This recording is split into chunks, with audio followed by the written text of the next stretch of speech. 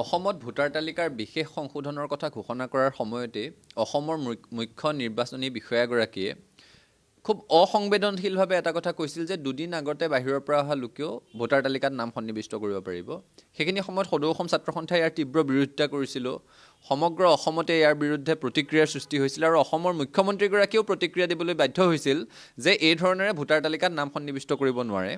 ৰাইজৰ প্ৰতিক্ৰিয়া দেখি ছাত্ৰ সন্থাৰ বিৰোধিতা দেখি নিৰ্বাচনী বিষয়াগৰাকীৰ তৰফৰ পৰা সেইখিনি সময়ত এটা স্পষ্টীকৰণো দিয়া হ'ল যে এই ধৰণেৰে ভোটাৰ তালিকাত নাম সন্নিৱিষ্ট নহ'ব, পূৰ্বে ভোট দিয়া ঠাইত নাম কৰ্তন হ'লেহে নাম সন্নিৱিষ্ট হ'ব, এই ধৰণৰ এটা ব্যাখ্যা আহিল।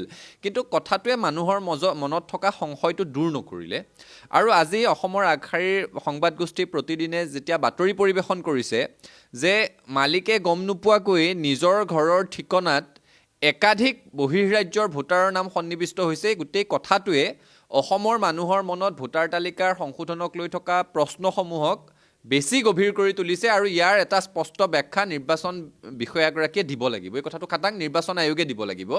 তিনিটা কথা অত্যন্ত স্পষ্ট। এই ঘটনাটো কি ধৰণেৰে হ'বলৈ পালে আৰু ইয়াৰ প্ৰতিকাৰৰ কাৰণে কি উপায় থাকিব তাৰ এটা স্পষ্ট ব্যাখ্যা নিৰ্বাচন আয়োগে অসমৰ ৰাইজক দিব লাগিব।